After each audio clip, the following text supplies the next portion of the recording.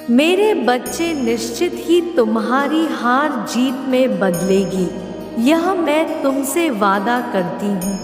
मेरे बच्चे, तुम भाग्यशाली बच्चे हो, उसके लिए आज मैं तुम्हें कुछ खास और नया बहुत अच्छा मार्ग बताऊंगी।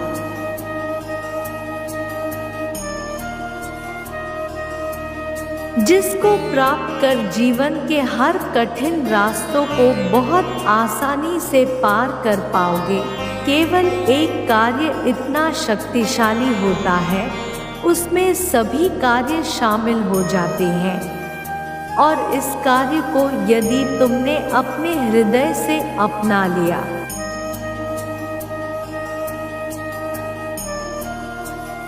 तो तुम समझ लेना कि तुमने सभी कार्य को अपना लिया।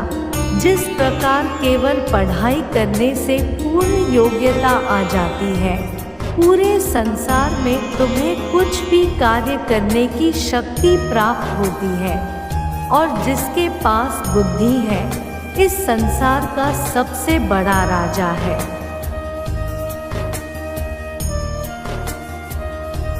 क्योंकि बुद्धि के बिना इंसान कुछ भी नहीं, और बुद्धि के बल पर संसार पर विजय प्राप्त करना बहुत ही आसान है। ज्ञान को ज्ञान रहने के लिए कुछ बातों का ध्यान रखना बहुत ज़रूरी होता है, नहीं तो ज्ञान अज्ञानता में परिवर्तित होने के लिए देर नहीं लगती।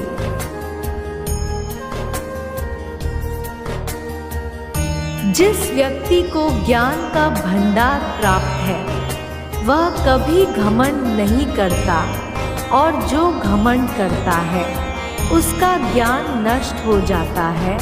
क्योंकि ज्ञान से भरा पूर्ण व्यक्ति सदैव भरे घड़े की तरह होता है, जिसमें भरा हुआ पानी झलकता नहीं। यदि छलक जाए तो वह अज्ञान होता है।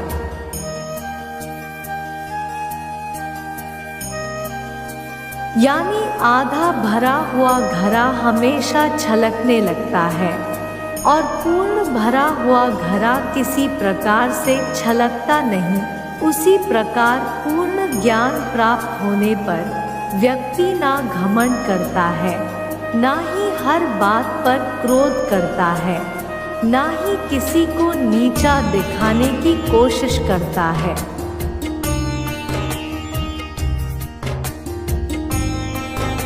और ना ही अपने आप की प्रशंसा स्वयं करता है, क्योंकि अगर वह ज्ञान प्राप्त कर चुका है तो संसार उसकी स्वयं ही प्रशंसा करता है।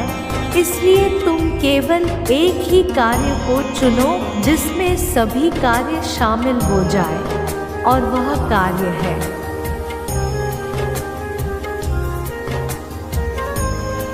विनम्रता। और किसी भी कार्य को करने में विनम्रता रखें, और अपने हृदय में धैर्य रखकर हर कार्य में अपना पूर्ण सहयोग रखें। जिस प्रकार क्रोध आने पर हृदय के अंदर नम्रता ऊर्जा विद्यमान होती है,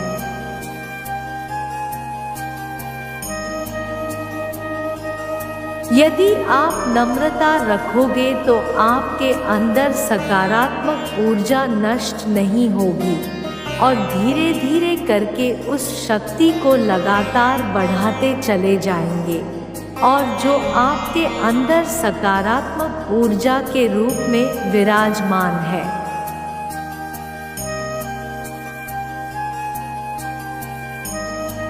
अर्थात क्रोध, घमंड और अभिमान, यह सब चीज़ें इंसान की सबसे बड़ी शत्रु है। जैसे जैसे इन चीज़ों को इंसान अपनाता जाता है, वैसे ही अपनी हर तरह की, हर बड़े रास्ते पर, हर ऊंची मंजिल से विचलित हो जाता है। वह चाह कर भी वह चीज़ें प्राप्त नहीं कर पाता।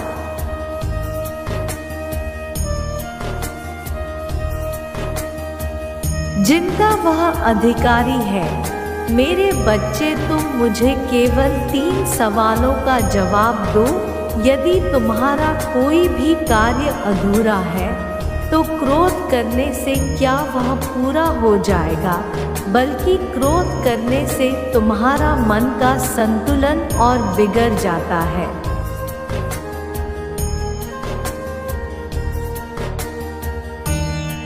तुम्हारी सोचने समझने की शक्ति छीन हो जाती है, जिसमें तुम्हारा उलझा हुआ कार्य और उलझ जाता है, बिगड़ता कार्य और बिगड़ने लगता है, या किसी की तरक्की को देखकर तुम स्वयं पर अभिमान करो या खुद की तरक्की होने पर स्वयं पर अभिमान करो।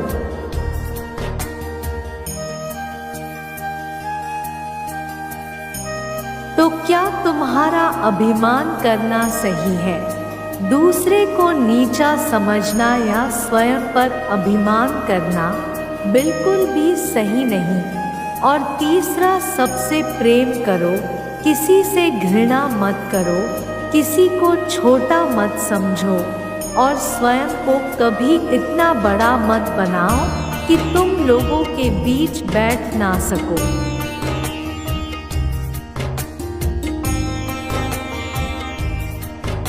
मेरे बच्चे, तुम्हारे गलत कर्मों की माफ़ी तुम्हें मिल चुकी है। मेरे बच्चे, अब तुम्हारे सभी समस्या समाप्त होंगे। मेरे बच्चे, माफ़ी तुम्हें इसलिए मिली है क्योंकि तुमने कुछ ऐसे कार्य किए हैं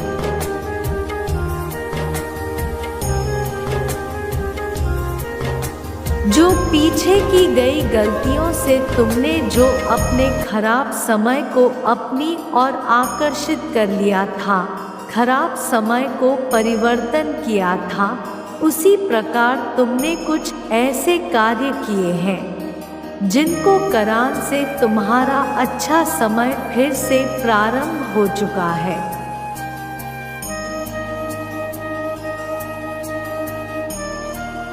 और फिर से तुमने अपने कर्मों के द्वारा ही समय को फिर परिवर्तन किया है।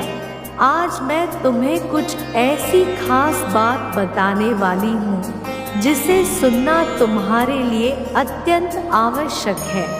यह एक कड़वा सत्य है कि हर इंसान से गलती होती है।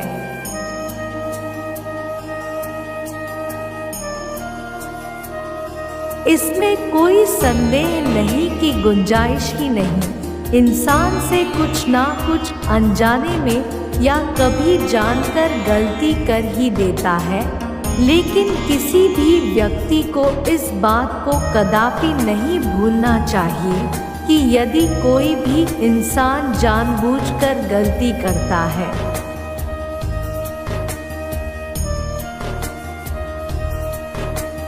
सिर्फ उसका भागीदारी होता है। अनजाने में की गई गलतियों को मैं माफ़ कर देती हूँ, उनकी उन गलतियों को दंड में नहीं देती। इसके साथ ही हमेशा कुछ अच्छे कार्य भी जीवन में करते रहने चाहिए, जिससे कि यदि तुमसे कोई गलती हो ही जाती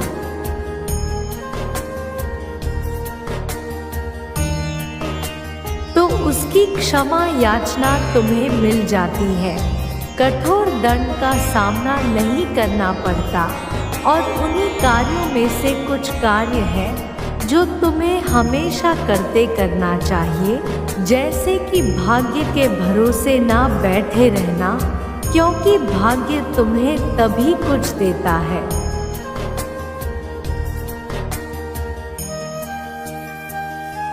जब तुम स्वयं प्राप्त करना चाहते हो। उसके लिए कभी भी कड़ी परिश्रम करना ना भूलना। यदि तुम्हारा मस्तिष्क कुछ प्राप्त करना चाहता है तो उसके लिए कठोर तपस्या करना यदि आवश्यक है।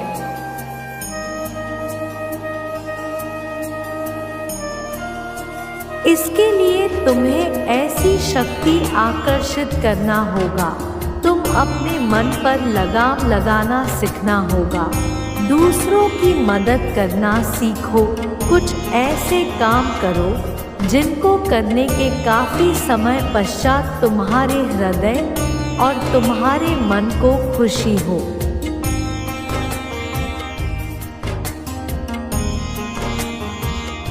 क्योंकि तुम इस बात को स्मरण रखना, किसी भी कार्य को करते समय भले ही तुम्हें खुशी ना हो, लेकिन काम को करने के पश्चात जिस कार्य के करने से हृदय और मन को खुशी हो, वही अच्छा काम होता है।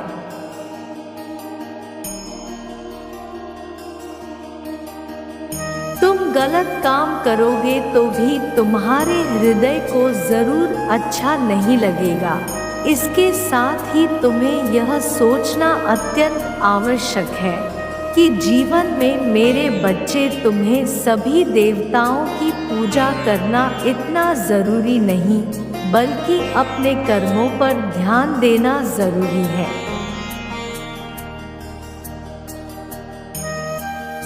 उससे भी ज्यादा जरूरी है जब समस्या उत्पन्न होती है, जब तुम उसे उत्पन्न होने के लिए उसे अपनी ओर आकर्षित करते हो, अर्थात कुछ ऐसे कर्म करते हो जो कि प्राकृतिक के खिलाफ है, और प्राकृतिक ही तुम्हारी और समस्याओं को आकर्षित करती है।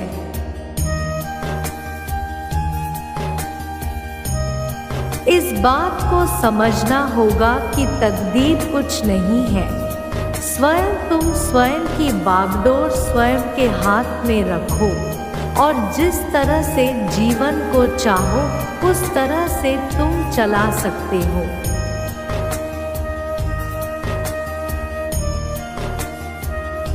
यदि तुम अपनी बागडोर तकदीर के हाथों में थाम कर बैठे रहोगे तो आगे आने वाले समय में तुम्हें कुछ भी प्राप्त नहीं होगा, बल्कि स्वयं जिस चीज़ का निर्माण कर लोगे वह चीज़ तुम्हें अपने आप ही स्वतः ही प्राप्त हो जाएगी।